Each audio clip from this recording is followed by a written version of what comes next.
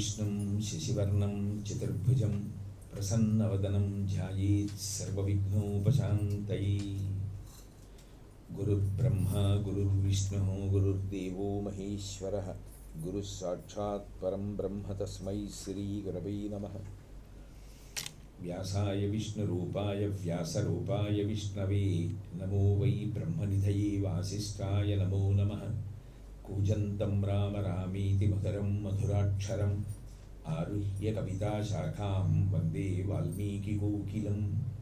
श्रुतिस्मृतिपुराणानाम् आलयं करुणालयं नमामि भगवत्पादशङ्करं लोकशङ्करं।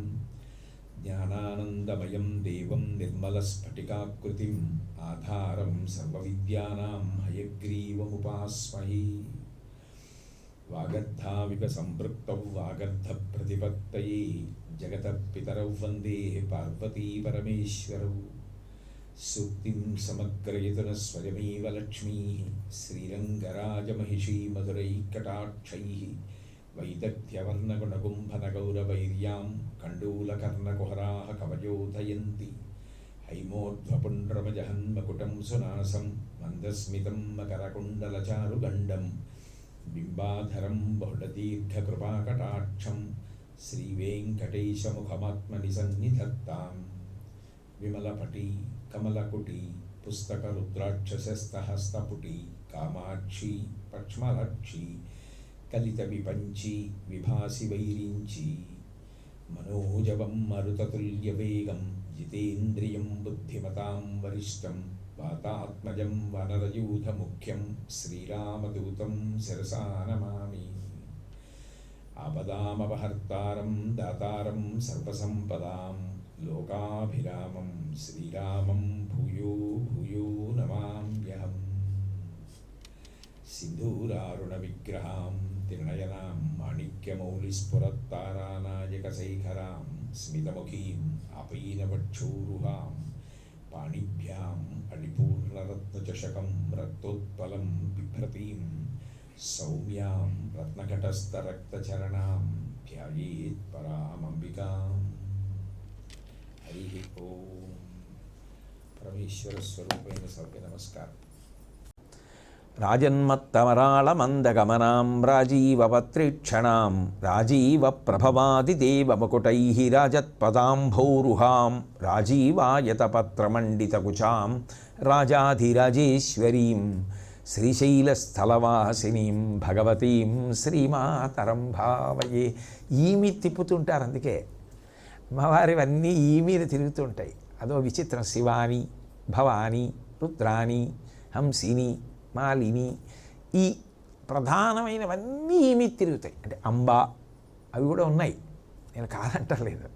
కానీ శక్తి స్వరూపాలవన్నీ కూడా ఈతో విస్ఫోటనం చేస్తారు. అందుకే కామాక్షి ఈ కారణం ఎందుకు అంటే అదే మరి శక్తి, అదే శక్తి విస్ఫోటనం. కాబట్టి ఆ తల్లి ఏమవుతోంది, ఆమె జగత్స్వరూపాన్ని పొందింది. నామరూపాత్మకమైనటువంటి ఈ జగత్ ఇన్ని శరీరాలుగా ఉన్నది ఆమెయే అని చెప్పుకుంటున్నామా? ఇన్ని శరీరాలుగా ఉన్న ఆమె ముందు దేవతలు కూడా నమస్కారం చేస్తే ఆమె ఏం చేస్తోంది? శంకరుడికి నమస్కారం చేస్తోంది. అందుకుని ఈశ్వర అయ్యాడు. అప్పుడు జగత్తంతా ఆయన ముందు మోకరిల్లిందా? అప్పుడు ఈశ్వరుడు ఆయన అయ్యాడు. ఆమె నా అంతదాన్ని నేనంటే ఆయనకి ఈశ్వరత్వం ఎలా వస్తుంది? అందుకని లోకంలో అంటారు ఆవిడికి భర్త అయ్యి ఆయన ఈశ్వరుడు అయ్యాడంటుంటారు. చమత్కారం ఎక్కడొచ్చింది అంటే ఆమె కదా లోకంగా ఉన్నది. పరిపాలింపబడడానికి ఎవరైనా ఉంటే కదా పరిపాలించడానికి. అసలు పరిపాలించడానికి అక్కడ ఒక మనిషి లేడు, ఒక ప్రాణి లేదు. ఆయన దేన్ని పరిపాలిస్తాడు? సింహాసనంలో కూర్చుని. ఆయన రాజుగారండి అంటే, ఆయనకి ప్రభుత్వం ఉందంటే, ఆయన పరిపాలన చేస్తాడంటే దేన్ని పరిపాలన చేస్తాడు? సింహాసనంలో కూర్చుని. ఎవరున్నారు అక్కడ? ఎవరు లేరు. ఈ ప్రాణే లేదు. ఇంకేమిటి పరిపాలన? ఏముండదు. పరిపాలన చెయ్యవలసి ఉంటే ఆవిడ పక్కన కూర్చొని ఉంటుంది, అది ఈశ్వరి. అప్పుడు పరిపాలన చెయ్యడానికి ఏమీ లేక మహాప్రయంలోకి వెళ్ళిపోయి తనలో తాను రమిస్తుంటే ఆయనలోకి వెళ్ళిపోతుంది. అప్పుడు అవసరం ఏముంది? అందుకని ఆయనలో అణిగిపోతుంది. అణిగిపోయి ఆవిడ గొప్పతనం ఏమిటో తెలుసా? మొదట కదపడం అన్న మాట వచ్చిందనుకోండి, శక్తి కదా. ఆ మొదటి కదలిక ఆమెయే, లేకపోతే ఆయన అలాగే ఉంటాడంతే, తనలో తాను రమిస్తూ ఉంటాడు. అలాగే ఈ తనలో తాను రమించేటటువంటి ఆయనకి స్పందన కలగాలి. స్పందన అంటే చలనము కాదు, బాగా గుర్తుపెట్టుకోవాలి మీరు ఈ విషయం. చలనము అంటే నేను ఇలా అన్నాను అనుకోండి, చలనము కదలిక. నేను ఇలా అనాలి అంటే నన్ను బయట నుంచి ఎవరో తొయ్యాలి కదా. నేను ఇలా కూర్చుని ఉండగా నన్ను ముందుకు దోశారనుకోండి, నేను ఇలా ముందుకు వెళ్తాను. నన్ను ఇలా వెనక్కి లాగారనుకోండి, వెనక్కి వస్తాను. అంటే పక్కన ఇంకోళ్ళు ఉండాలి, ఇంకోళ్ళు ఉండి తోస్తే ముందుకు ఎడతాను, లాగితే వెనక్కి వస్తాను. అంటే అవసరం ఏం లేదు, కానీ ఎవరన్నా అలా చూపించడానికి చలనం అంటే ఇలా ఉంటుంది అని లేదు. ఈ బలని నేను గట్టిగా ముందుకు దోశాను అనుకోండి, అటు ఎడుతుంది. ఇలా లాక్కున్నాను అనుకోండి, నా వైపుకి వస్తుంది. నేను దీనికన్నా వేరుగా ఉంటే చలనము, దీన్ని కదుపుతాను ముందుకి వెనక్కి. స్పందన బయట నుంచి కాదు, లోపల నుంచి. నా మనసు స్పందించిందండి, ఎప్పుడూ స్పందించలేదు, ఇన్నేళ్ళు స్పందించలేదు. దానికి అది స్పందన పొందింది అంటే లోపల మనసు కదిలింది. లోపల మనసు కదలాలంటే బయట నుంచి ఎవరూ కదపట్లేదు, లోపలే వచ్చింది కదలిక. లోపల కదలిక వచ్చిందంటే నీకన్నా వేరుగా ఉన్నవాళ్ళు కాదు కదిపింది, నీలో ఉన్నవాళ్ళు కదిపారు కాదు. అప్పుడు ఆయనలో ఉన్నది ఎవరు? ఇంతకుముందు పరిపాలించవలసిన అవసరం ఏం లేదు కదా అని ఆయనలోకే వెళ్ళిపోయిన ఆవిడ పరిపాలించడం మొదలెడదాం, ఇంకా విశ్రాంతి చాలు, జీవుల్ని సృష్టించండి అని చెప్పి మొదటి కదలికగా ఆవిడే కదిలింది. అప్పుడు అది బయట కదలిక కాదు, ఆయన సమాధిలోంచి బయటికి రావాలన్న ఆలోచన వచ్చింది. మొదటి స్పందన అది శాక్తేయ సిద్ధాంతానికి ప్రాణప్రదం. ఆ మొదటి స్పందన, ఆ కదలిక దగ్గర ఉంది. అందుకే బిగ్ బ్యాంగ్ థియరీ అంటారే, విస్ఫోటనం, అక్కడ సృష్టి వచ్చిందంటారు. ఆ మొదటి కదలిక ఆ పరమేశ్వరుని యొక్క మనసు యందు నేను సృష్టి చెయ్యాలి అని అనుకోగానే నిశ్శబ్దంగా ఉన్నటువంటి చెరువులో పైనుంచి ఒక ఆకు పడింది అనుకోండి, చిన్న తరంగం వస్తుంది. తరంగం చెరువు కన్నా వేరా? ఎక్కడ పుట్టింది? అక్కడే పుట్టింది, అక్కడే పెరిగింది. అదే అలా నీరు కొద్దిగా ముందుకెళ్ళి అలా ఒడ్డుకి తగిలింది, అదే వెనక్కి వచ్చింది, మళ్ళీ ప్రశాంతంగా అయిపోయింది.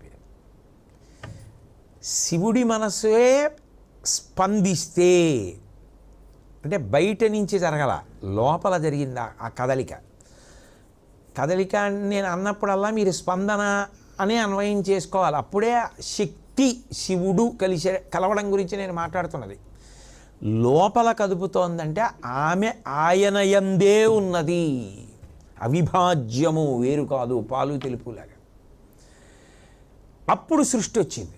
అందుకని శివశక్త్యాయుక్తో యది భవతి శక్త ప్రభవితుం నచే దేవం దేవో నఖల కుశల స్పందితుమపి. చలనం కాదు, స్పందితుమపి.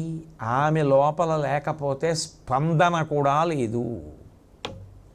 అసలు లోపల మనసు కదలడం అన్నది లేదు. ఇక ఆ స్పందన శక్తి కూడా ఆమె శివస్పందనమే శక్తి. అందుకే ముహురహో పురుషిక పురస్తాదస్తాం నహ పురమధితురహో పురుషిక. ఆ శంకరుడి యొక్క నేను అన్న మొదటి కదలికుందే స్పందన, అది రూపుదాల్చి మాకు కామాక్షిగా ప్రత్యక్షమగుగాక అన్నారు. అందుకే శంకరాచార్య వారు ఆ స్పందన కూడా ఆమె గురించి ఏమైనా చెప్దాం అనుకుంటున్నావా? లోపల ఆమె శక్తిగా అనుగ్రహించకపోతే అది నీకు సాధ్యం కాదు. ఆమె గురించి నీకేదో కొద్దిగా అర్థమై ఉండొచ్చు, అది ఏమైనా అందాం అనుకుంటున్నావా నువ్వు? ఆమె అనుగ్రహము లోపల ఉంటే తప్ప నువ్వు అది అనలేవు. ప్రణంతుం స్తోతుం వా కథమకృత పుణ్య ప్రభవతి. పుణ్యం ఉంటే సరిపోతుందా? ఆ పుణ్యాన్ని అడ్డు పెట్టేవాడు అనుగ్రహిస్తూ ఉండాలి. ప్రణంతుం ఇలా అనాలంటే కదలాలా రెండు చేతులు? శక్తి. స్తోతుం వా, మాట్లాడాలి, స్తుతి చేయాలి. అప్పుడు ఆమె అనుగ్రహం ఉండాలి. బాగుందండి, ఇలా అంటే కాయిక కైంకర్యం, చేతులు రెండు కలిపితే. వాచిక కైంకర్యం, నోటితో స్తుతి చేస్తే. మరి మానసిక కైంకర్యం ఏది అంటే అసలు మనసులో నీకు ఆ స్పందన లేకపోతే ఆ భక్తి పెద్ద శక్తి కదా. అందుకని ఆ భక్తి లోపల లేకపోతే మనసులో ఇలా అనడం ఎందుకు, ఈ మాట్లాడడం ఎందుకు, ఎలా వచ్చాయి? ఈ రెండు వచ్చాయంటే అది ఉందేమని మళ్ళీ వేరే చెప్పాలా? చెప్పక్కర్లేదు. కాబట్టి ప్రణంతుం స్తోతుం వా కథమకృత పుణ్య ప్రభవతి, అసలు చెప్పను ఇంకా మూడోది అన్నారు. కాబట్టి ఇప్పుడు ఆ తల్లియే ఆ ఇకారము చేత మహాశక్తి స్వరూపంగా శివుని యందు మొదటి కదలిక దగ్గర నుంచి లోకములకు వివిధ విభూతులుగా సమస్త ప్రాణుల యందు ప్రకాశిస్తోంది. ఇంత గొప్ప శక్తిని ఏమని మీరు పేరు పెట్టి చెప్పగలరు, ఎలా చెప్పగలరు? అందుకని మహాశక్తి. అమ్మా నువ్వు సామాన్యురాలివి కావు, అందుకని నిన్ను మేము మహాశక్తి అని పిలుస్తాం. అందుకే ఆమె ఎవరు? చైతన్య శక్తి.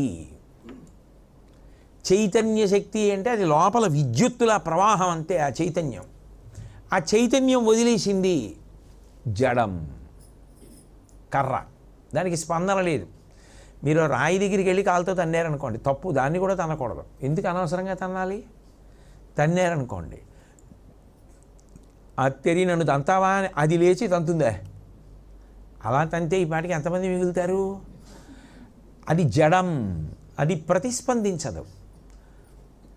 చైతన్యం వదిలేసింది, పట్టుకెళ్ళి కాల్చేసినా ఏమందు, పూజ చేసినా ఏమందు, వీధిలో పెట్టినా ఏమందు, కింద పడుకోబెట్టినా ఏమందు, ఎవరు వచ్చినా ఏమందు. చైతన్య శక్తి లోపల చైతన్య శక్తిగా తల నుంచి పాదం వరకు ఆవిడ ఆవహించి ఉంది కాబట్టి నడుస్తోంది కథ. ఆమె వదిలిందనుకోండి జడం. అసలు ఇన్ని జడాల్ని అంత మంగళప్రదంగా నిలబెట్టేస్తోంది, కదిపేస్తోందంటే ఏమని చెప్పాలి ఆ శక్తి గొప్పతనం? ఆవిడ అన్నింటినీ ఒక్క 5 నిమిషాలు వదిలేస్తున్నాను అందనుకోండి, అన్నీ అలాగే బొమ్మల్లా ఉండిపోతాయి. అలా లేకుండా ఇన్ని కోటాను కోట్ల ప్రాణుల యొక్క కదలికలకు లోపల ఆమెయే కారణమై ఉన్నది చైతన్యముగా. అన్నీ ఎంత ఎలా కదలాలో అట్లాగే కదులుతున్నాయి. అసలు అది ఏమిటి అద్భుతం? ఇంకా కొన్ని తెలిసేలా కదులుతున్నాయి, కొన్ని తెలియకుండా కదులుతున్నాయి, కొన్ని తెలిసి తెలియకుండా కదులుతున్నాయి. తెలుస్తోంది నేను మాట్లాడుతుంటే కదలిక, తెలియట్లేదు మీరు వింటుంటే కదలిక, మీరు వింటున్నట్టుండి మీ మనసు ఎక్కడికో పోతే తెలిసి తెలియని కదలిక. ఇన్ని కదలికలు ఉన్నాయి. ఇన్నిటికీ ఆవిడే ఆధారం, అది చమత్కారం. కాబట్టి అప్పుడు ఆ చైతన్యాన్ని ఏమని చెప్తారు మీరు? అసలు దాని గురించి ఎంత గొప్పగా వర్ణించగలరు? అప్పుడు అది చైతన్య శక్తి. ఆ ఈ వదిలింది జడం, ఢామ్ అంతే పడిపోయింది. అది ప్రతిస్పందన లేదు. అప్పుడు అసలు ఆ శక్తి మంగళప్రదత్వాన్ని మీరు ఊహించగలరా? అసలు ఇన్ని కోటాను కోట్ల జీవుల్ని ప్రాణుల్ని కదుపుతూ ఉండేటటువంటి ఆ మంగళప్రదత్వం, అసలు ఆ చైతన్యం ఎంత అద్భుతం ఊహ చేస్తుంటే. అప్పుడు 2 చేతులెత్తి నమస్కారం చేయడం తప్ప మీరు ఏం స్తోత్రం చేయగలరు ఆ శక్తిని? అందుకని మేము చేయలేమమ్మా, ఒక్క మాట నేస్తాం, మహాశక్తి అంటాం అంతే. ఇంకా మాకు అంతకన్నా అనడానికి తెలియదు అని వశిన్యాది దేవతలు అన్నారంటే ఆ తల్లి గొప్పతనం ఏమని చెప్పాలి ఇంకా? అందుకే మూలస్తంభం అయిపోతుంది ఆ నామం. అంత గొప్ప తల్లి. అటువంటి తల్లి చిత్రం ఏమిటంటే ప్రతి ప్రాణి యొక్క కదలికకి 3 రకాలైన కదలికలుగా లోపల కదులుతుంది.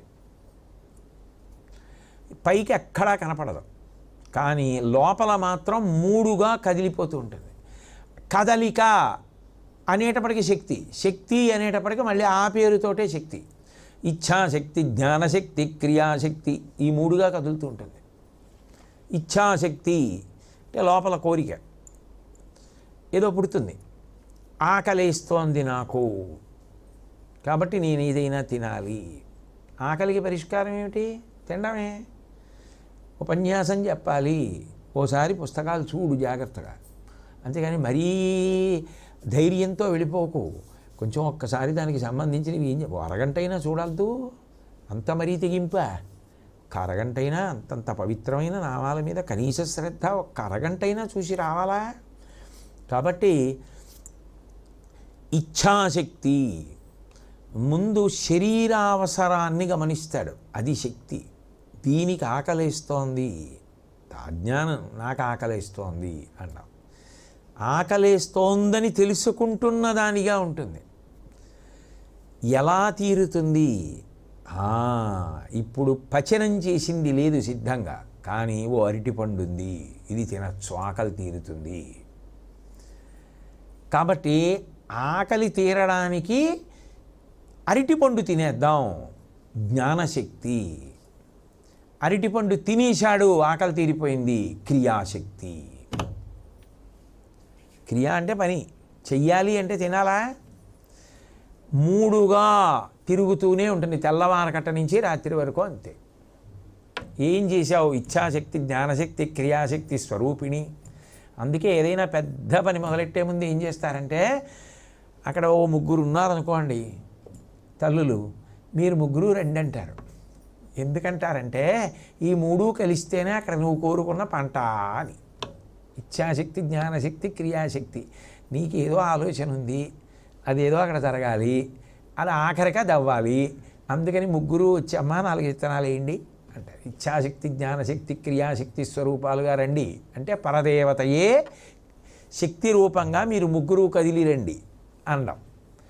కాబట్టి అసలు ఈ లోకమంతటిని తిప్పడంలో ఆవిడ తమాషా ఏమిటంటే ఈ మూడుగానే తిరుగుతుంటుంది. అందులో ఏమొచ్చాయి వదిలేయండి. నాకు పాట నేర్చుకోవాలనుంది మనిషి, నాకు వీణ నేర్చుకోవాలనుంది మనిషి, నాకు శ్లోకాలు నేర్చుకోవాలనుంది మనిషి, నాకు పాట రాయాలనుంది మనిషి, పాడాలనుంది మనిషి, బాగా పూజ చేయించాలనుంది మనిషి,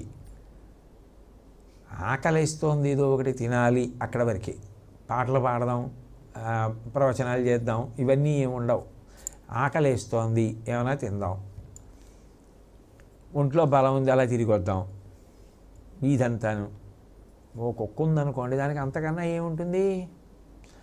మనకన్నా బలం ఏంది వస్తుంది, పారిపోదాం. కాబట్టి భయం, పారిపోవడం. ఇచ్ఛాశక్తి, జ్ఞానశక్తి, క్రియాశక్తి. ఆకలి తీరడానికి ఆ పని చేయడం. నిద్ర వస్తుంది, బడలిగ్గా ఉంది, అయ్యో వాళ్ళు ఎవరో ఇసుక కొప్పేశారు, బాగుంటుంది, దాని మీద ఎక్కి పడుకుంటే. దాని మీద ఎక్కి అది కొంచెం సమతలంగా అవడానికి కాళ్ళతోటి ఇలా ఇలా ఇలా ఇసుక లాగేసి ఎంత కష్టపడి తెచ్చుకున్నాడో దానికి ఎందుకు? దాంట్లో హాయిగా కాళ్ళు చేతులు ముడుచుకుని తలకాయ కూడా ముడి చేసుకుని పడుకోవడం. అది కూడా మళ్ళీ ఈశ్వర సృష్టి, అదో శక్తి. ఎందుకనంటే సృష్టిలో మళ్ళీ ఒక విచిత్రం, మనిషి అయితే చాపుకు పడుకుంటాడు, మనుష్యేతర ప్రాణులు అయితే ముడుచుకు పడుకుంటాయి. పాము అనుకోండి చుట్టుకు పడుకుంటుంది, కుక్క అనుకోండి ముడుచుకు పడుకుంటుంది, పిల్లి అనుకోండి ముడుచుకు పడుకుంటుంది, నేను అనుకోండి చాపుకు పడుకుంటాను. ఆవిడ అలా పెట్టింది, అది ఆవిడ తమాషా. అంటే మనిషి అనేటప్పటికీ సంతోషం, నీ చాలా ఉత్కృష్ట జన్మ, ఓ తలగడ. ఏం సమానత్వం? సమానత్వం గురించి బాగా ప్రబోధం చేసి ఉపన్యాసం చెప్పొచ్చిన వాడు శరీరాన్నంతటినీ పరుపు మీద పడుకోబెట్టినా తల కింద తలగడా పెట్టుకు పడుకున్నాడు. మరి అదేమిటి, నీ శరీరం విషయంలోనే సమానత్వం లేదుగా? తలకైతే తలగడా కావాలా? మిగిలిన వాడికి పరుపు సరిపోయిందా? అది ఎలా చెల్లుతుంది? సమానత్వం ఉందా అంటే అలా సమానత్వాలు అన్నింటిలోనూ మాట్లాడడం కుదరదు. రైలు ఎడుతుంటే గేట్ వేయడం ఏంటండి? ఏమ్మా కారు కన్నా రైలు గొప్ప? రైలు ఎడితే మాత్రం వేయడానికి వీలు లేదు, నేను వెళ్ళిపోతానంతే అంటే నీ కర్మ. ఆ తర్వాత ఎక్కడ ఉంటావో ఎక్కడ తేలుతావు. అది వచ్చినప్పుడు నువ్వు ఆగాలి. అక్కడ సమానత్వం ఏమిటి? కొన్ని చోట్ల సమానత్వాలని అన్నీ సమానంగా చూడడం ఎలా కుదురుతుంది? అలా కుదరదు కొన్ని.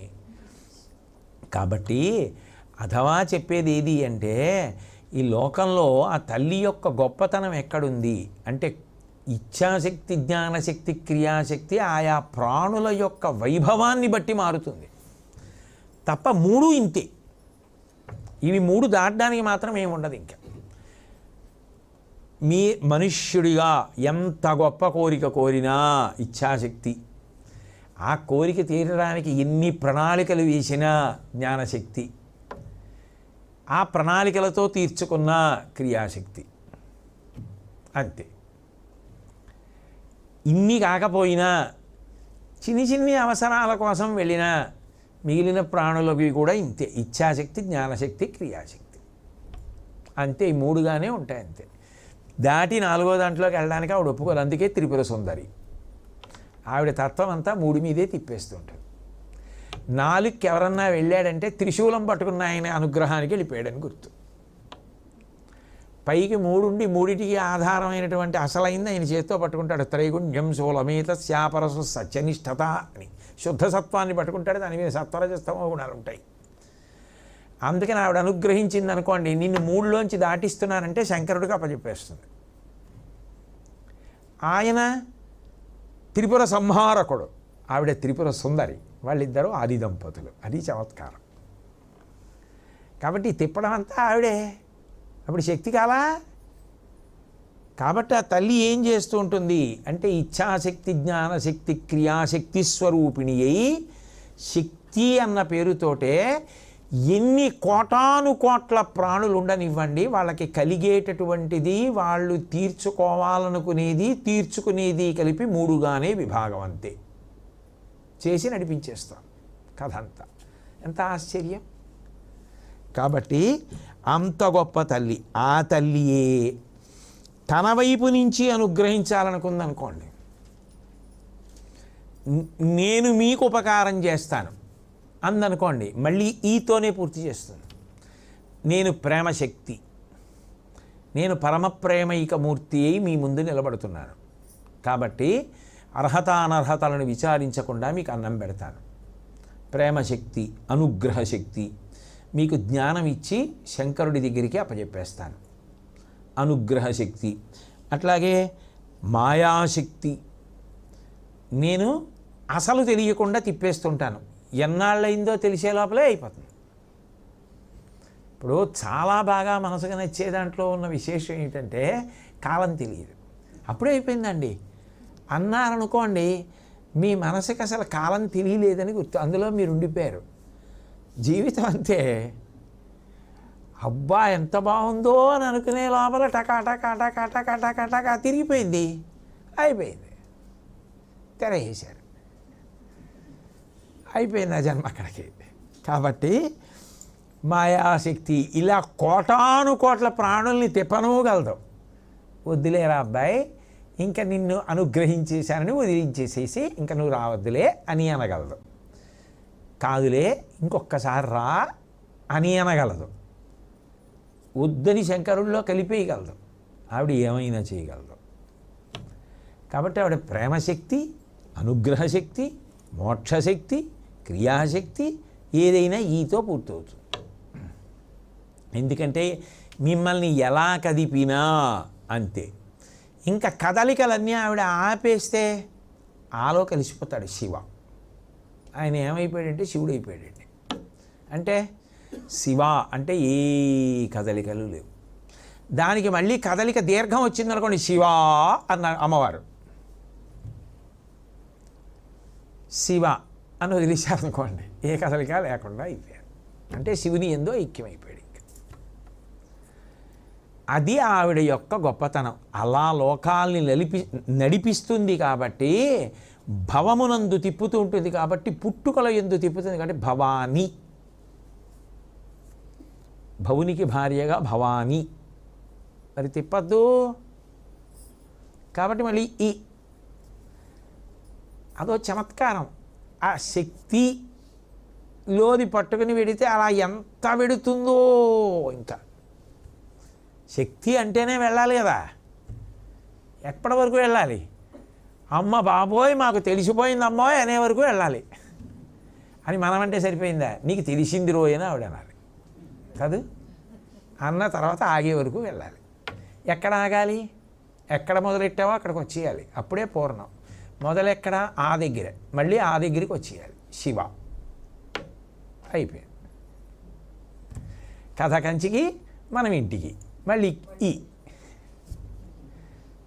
అది చెప్పాలంటే ఆవిడే.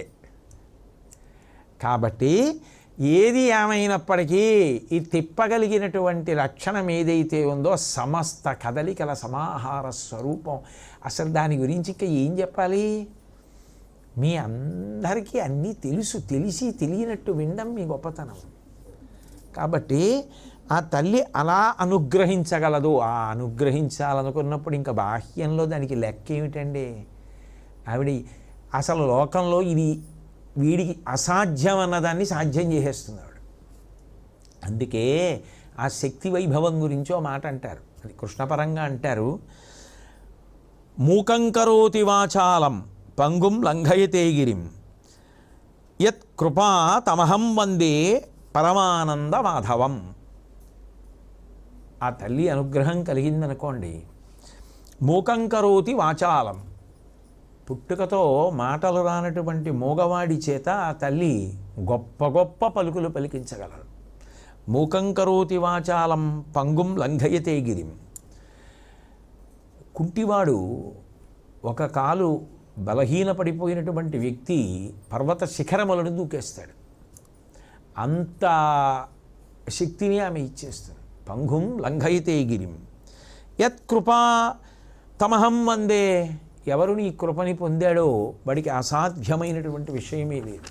ఆమె ఇది సాధ్యము కాదు అనుకున్న దాన్ని అసాధ్యములను సుసాధ్యములు చేసేస్తుంది. ఎందుకంటే అది శక్తి. శక్తి చేయలేనిది ఏముంటుందండి లోకంలో? ఏదైనా చేస్తుంది ఆవిడ. కాబట్టి ఆ తల్లి వైభవం గురించి, ఆ శక్తి స్వరూప వైభవం గురించి మూకశంకర్లు అబ్బా ఏమిట్రా ఈ శ్లోకం అనిపించేటటువంటి ఒక పరమాద్భుత శ్లోకాన్ని ఇచ్చారు మనకి. అందులో అంటారు, ఆమె ఆ శక్తిని నిన్న మీతో అన్నానే దానికి కొనసాగింపు.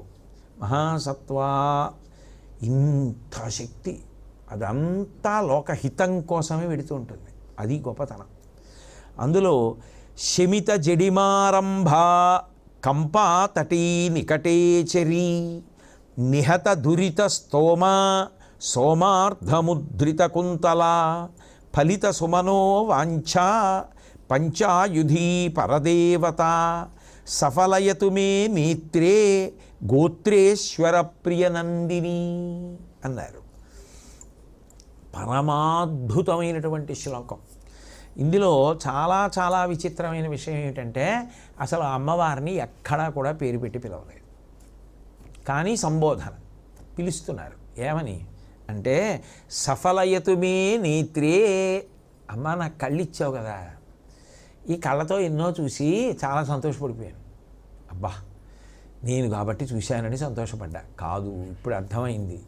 ఈ కళ్ళున్నందుకు సార్థక్యం ఏమిటంటే ఎప్పటికైనా నిన్ను చూడాలి.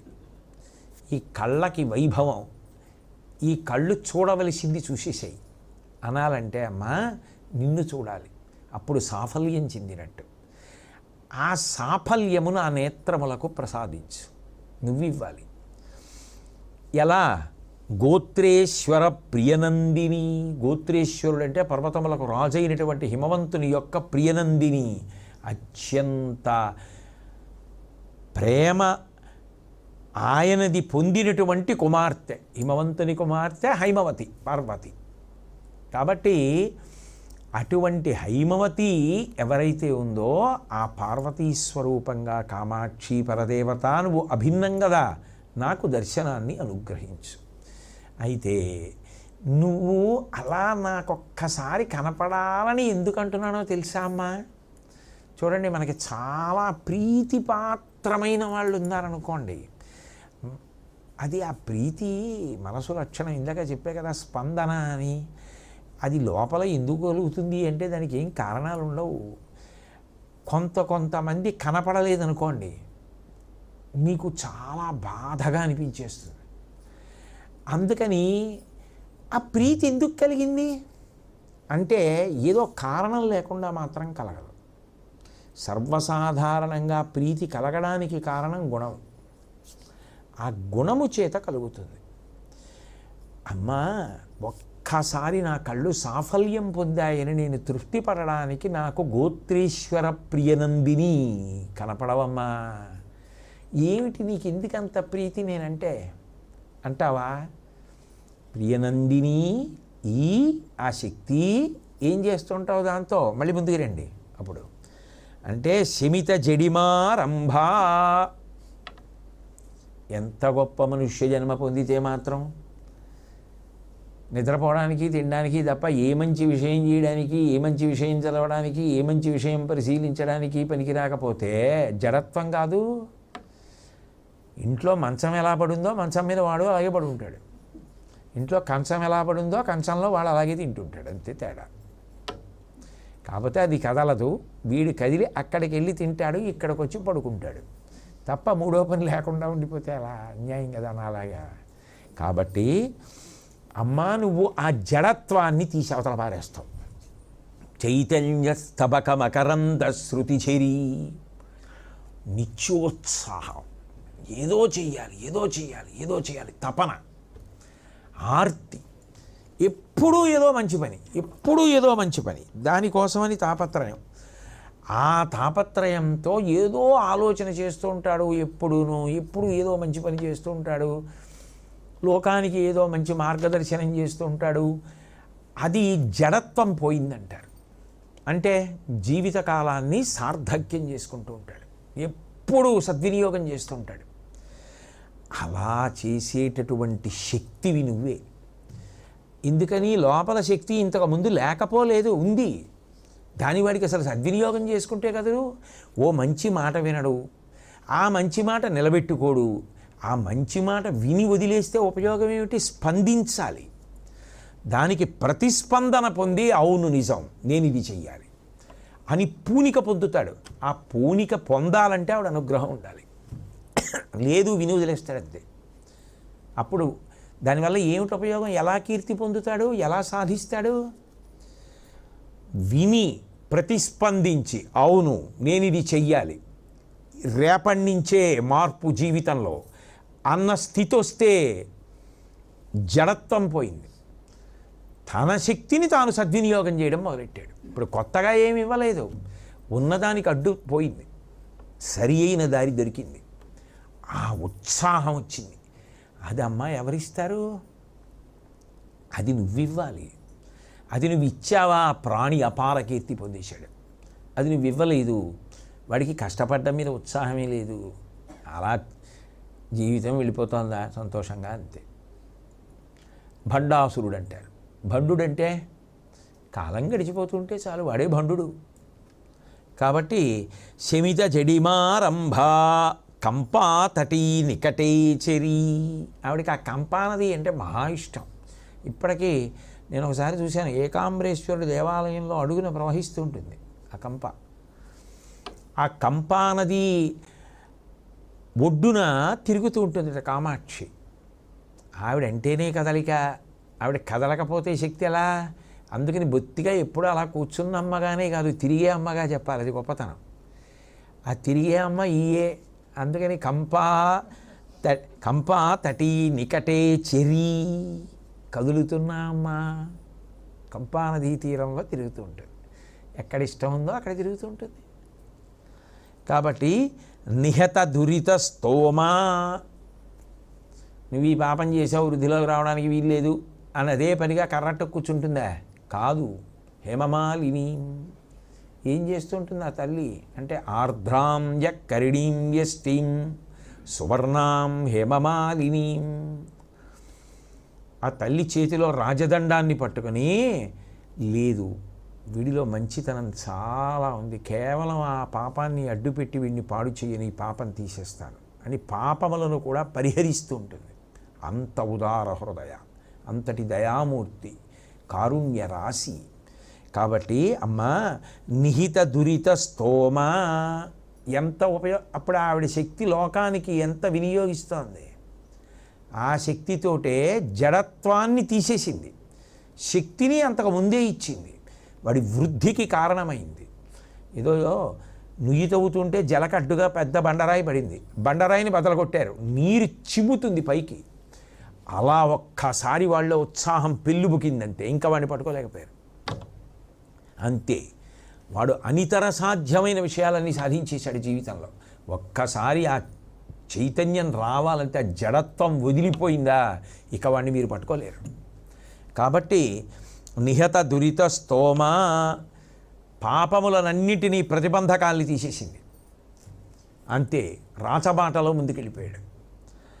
సోమార్ధ ముద్రిత కుంతల, అర్ధచంద్రుణ్ణి నల్లని సిగలో ధరించింది.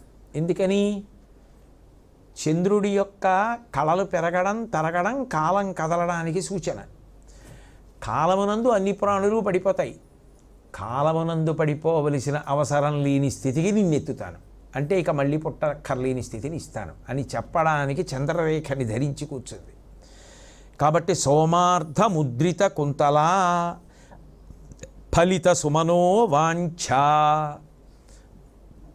దేవతలు ధర్మాన్ని కాపాడుతూ ఉండాలి. అటువంటి దేవతలకు కూడా ఆపదలు వస్తూ ఉంటాయి. అటువంటి ఆపదలు వచ్చినప్పుడు ఆ దేవతలని కాపాడేటటువంటి తల్లి ఎవరో ఆ తల్లియే తిరుగుతోంది కంపానదీ తీరంలో. అసలు పేరేమైనా చెప్పారా?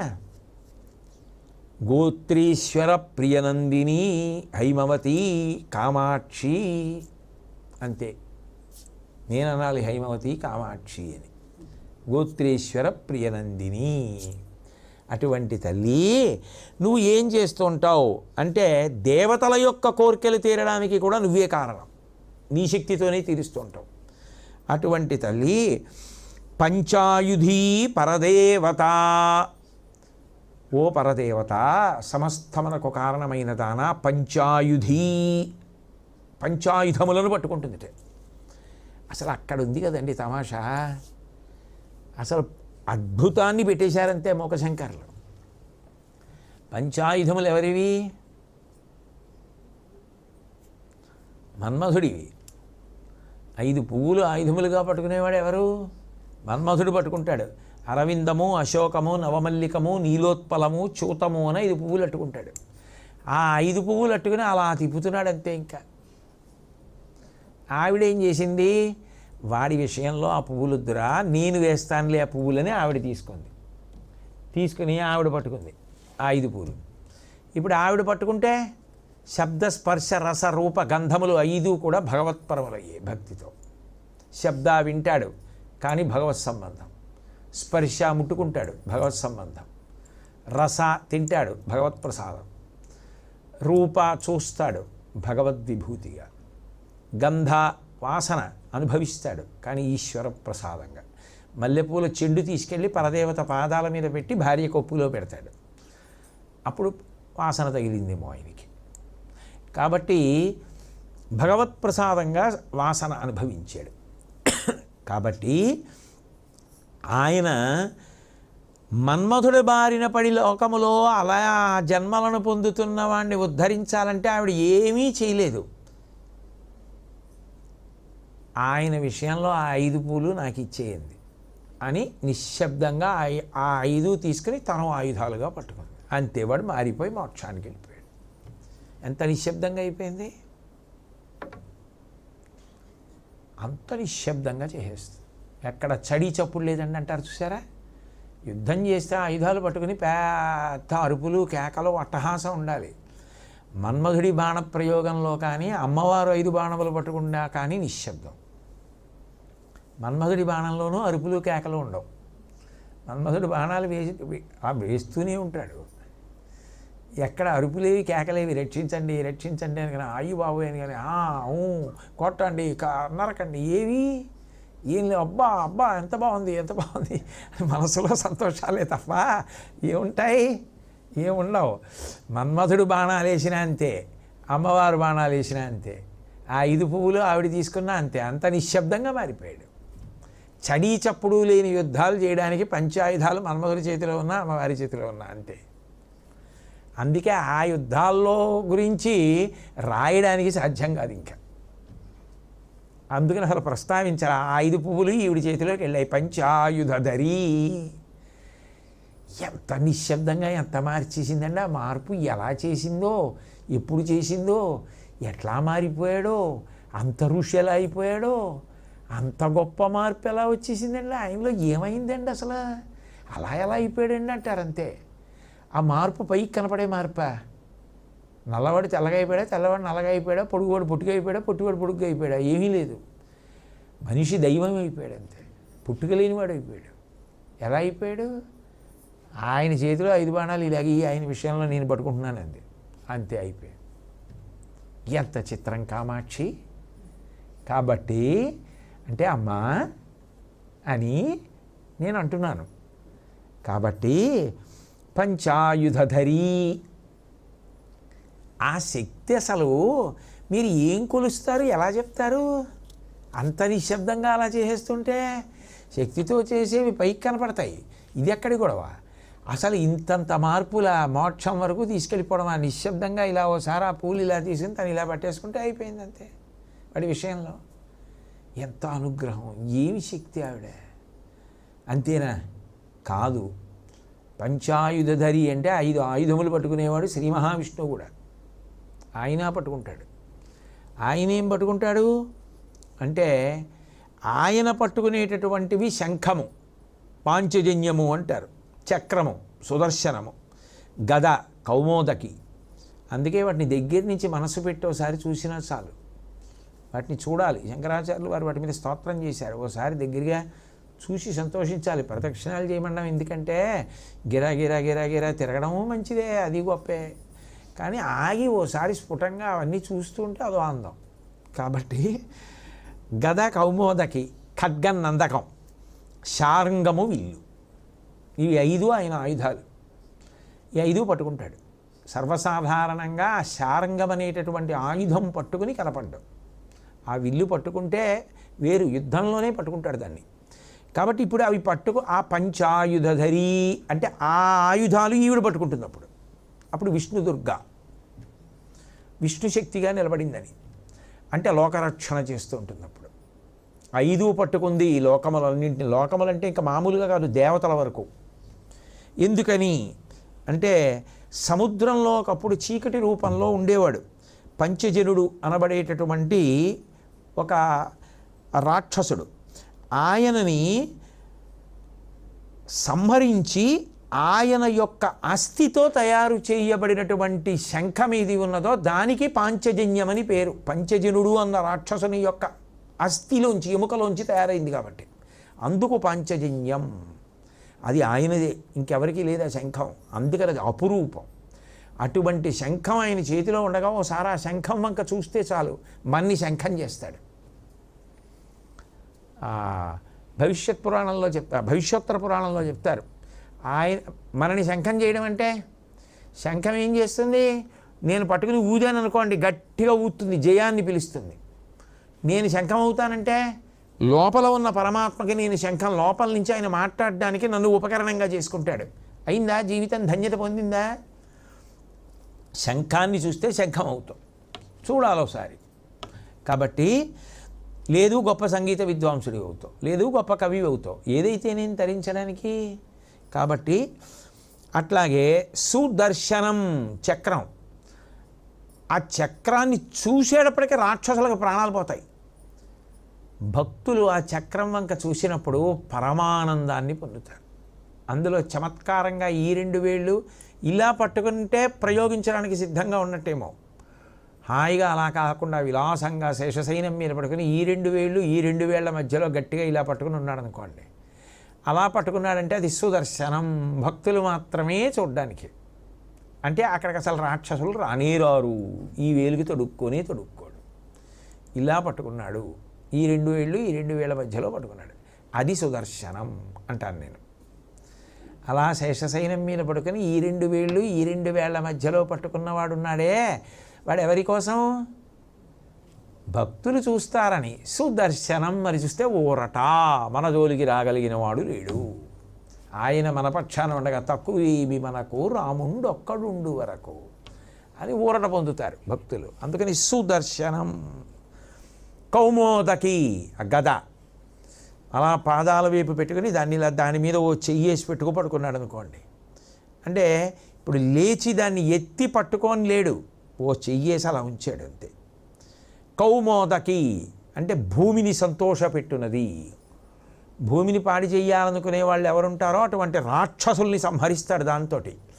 ఇప్పుడు ఎందుకు వచ్చిన వాళ్ళందరూ విష్ణు సహస్రం చదువుకునే భక్తులు, అక్కడికి ఎవరు రాక్షసులు లోపలికి రారు. అందుకని దాన్ని అలా పడుకోబెడతాడు, తను పడుకుంటాడు, ఒకసారి అలా చెయ్యేసి ఉంటాడు, నేను ఇలా పట్టుకుంటానని వాళ్ళు చూసి సంతోషిస్తారని. ఆ వేళ్ళు, ఆ గోళ్ళు, ఆ గద, దాని మొన, దాని మీద ఉండే గీతలు, ఆ అందం, ఆ చమత్కారం చూసి భక్తుడు సంతోషిస్తాడు అలా చుట్టూ తిరుగుతూ ఒకసారి. ఓ ఈయన అనుగ్రహం అని చెప్పి ఆ పళ్ళెంలో కుంకం తీసి పెట్టుకుని బయటకు వస్తాడు. కాబట్టి కౌమోదకి భూమిని రక్షించున్నది. నందకం ఖడ్గం. నందకం అంటే దేవతలను సంతోషపెడుతుంది. ఎందుకని అది చేత్తో పట్టుకున్నాడు అనుకోండి, దేవతా విరోధుల్ని చంపేస్తాడు. నంద శబ్దం వచ్చిందంటే సంతోషపెట్టినది అని అర్థం. దేవతల్ని సంతోషపెడుతుంది కాబట్టి నందకం. అలాగే శృంగ వికారమైనదేదో దానికి శార్ంగం అని పేరు. అది ఏం చేస్తుంటుంది? ధర్మాన్ని కాపాడుతూ ఉంటుంది. చాలామందితో యుద్ధం చేయవలసి వస్తే శార్ంగమును ధరిస్తాడు, ధరించి బాణప్రయోగం చేస్తాడు. యుద్ధం చేయవలసిన అవసరమే లేనప్పుడు అది మరీ కనపడేటట్టుగా పెడితే ఒకసారి ముట్టుకుందామని అనవసరంగా దాని జోలికి వెళ్తారేమో అని కనపడకుండా ఎక్కడో పెట్టుకుంటాడు, పడుకుంటాడు. మనం చూస్తే సంతోషించవలసినవి చూడడానికి వీలుగా పెడతాడు. అది ఎందుకు నీకు? పిల్లాడివి, పెద్ద పెద్ద విషయాల జోలికి వెళ్ళకు అని ఎక్కడో పెట్టుకుంటాడు, పడుకుంటాడు. దాన్ని తీయవలసినంత అవసరం ఏం లేదు. ఇవి 4 చాలు ఆయనకి. అక్కడికి వచ్చేవాళ్ళు భక్తులు ఇవి చూసి సంతోషించేవేవో పట్టుకుంటాడు చాలు కదా. విలాసంగా ఓ పద్మం పట్టుకుంటాడు శార్ంగానికి బదులు మనం అనుగ్రహించడానికి. ఇప్పుడు ఈ 5 ఆవిడ పట్టుకుంటుంది. అంటే ఆయనకు ఆవిడకి భేదం ఉందా? నారాయణ నారాయణి, విష్ణుదుర్గ, వైష్ణవి, రక్తాంబరాం రక్తవర్ణాం గారుడే వాహనస్థితాం వైష్ణవీం శక్తిమద్భుతాం అంటారు వ్యాసుల వారి దేవి భాగవతంలో. ఎర్రటి బట్టలు కట్టుకుని సుదర్శన చక్రం, శంఖం ఇవన్నీ పట్టుకుని గరుడ వాహనం మీద ఎడుతూ ఉంటుంది, లోకములను కాపాడుతూ ఉంటుంది. శ్రీశైల భ్రమరాంబ అలా వెడుతూ ఉంటుంది. కాబట్టి ఆ తల్లి లోకముల యొక్క రక్షణ చేస్తోంది. ఇప్పుడు అలా పట్టుకుని ఉంది కాబట్టి ఎక్కడ దేవతలకు ఇబ్బంది లేకుండా కాపాడుకుంటోంది, భక్తుల్ని కాపాడుకుంటోంది. వాటిని చూస్తుంటే చాలు అనుగ్రహం కలుగుతుంది, వాటిని చూస్తే చాలు. అందుకే ఆయుధములను ధరించిన చేతులతో ఉన్న మూర్తి యొక్క ఆయుధములను చూడడం అంత గొప్ప. అవన్నీ జగద్రక్షణకి సంబంధించినవి, వాటి వంక చూడటమే అంత గొప్ప. చూడాలి చక్కగా. అలా ఉన్నాయా అండి 2000కి 2000కి మధ్యలో అనకూడదు, చూడాలి బాగా. కాబట్టి ఇవి పట్టుకొని లోకరక్షణం చేసేటటువంటి తల్లి ఎవరున్నదో ఆమె ఆ కామాక్షి, ఆ శక్తితో ఇన్ని చేసేస్తోంది, శక్తిని ఇస్తోంది. ఉపయోగించుకోకుండా జడత్వాన్ని పొందితే జడత్వాన్ని తీసేస్తోంది. ప్రీతిపాత్రమైన కంపానదీ తీరంలో విహరిస్తోంది. అంటే తనకి ప్రీతి ఎక్కడుందో వాళ్ళల్లో కదులుతూ ఉంటుంది. కంప దగ్గర తిరుగుతున్న ఆవిడ, కంపానదీ దగ్గర తిరుగుతున్న ఆవిడ తనకి ఎవరు ప్రీతిపాత్రలో వాళ్ళల్లో కదలదేంటి, వాళ్ళల్లో కదులుతూ ఉంటుంది. కాబట్టి నిహత దురిత స్తోమ పాపములను పోగొడుతోంది. అర్ధచంద్రుణ్ణి ధరించి మోక్షమిస్తానని మనకి అభయం ఇస్తోంది. దేవతల యొక్క కోరికలు కూడా తీరుస్తోంది. పంచాయుధీ పరదేవత, పంచాయుధ ధరి కాదు, పంచాయుధీ. మళ్ళీ అవి పట్టుకుని శక్తితో కాపాడుతోంది.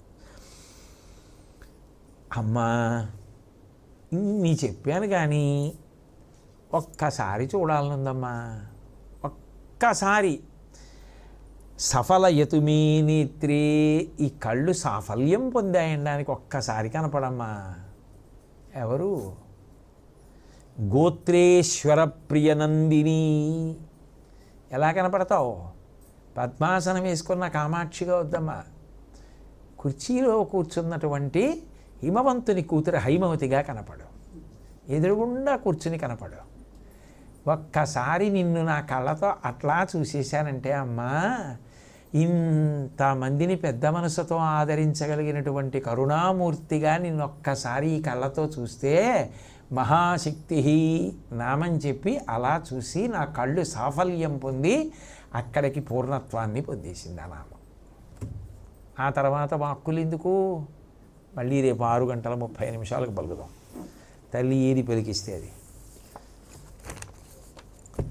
మంగళాశాసనపరై మదాచార్య పురోగమై సర్వైశ్చ పూర్వైరాచార్యై సత్కృతాయాస్తు మంగళం. మంగళం కౌసలేంద్రాయ మహనీయ గుణాత్మనే చక్రవర్తి తనూజాయ సర్వభౌమాయ మంగళం. ఉమాకాంతాయ కాంతాయ కామితార్థప్రదాయినే శ్రీగిరీశాయ దేవాయ మల్లినాథాయ మంగళం. సర్వం శ్రీ ఉమామహేశ్వర పరబ్రహ్మార్పణమస్తు. స్వస్తి.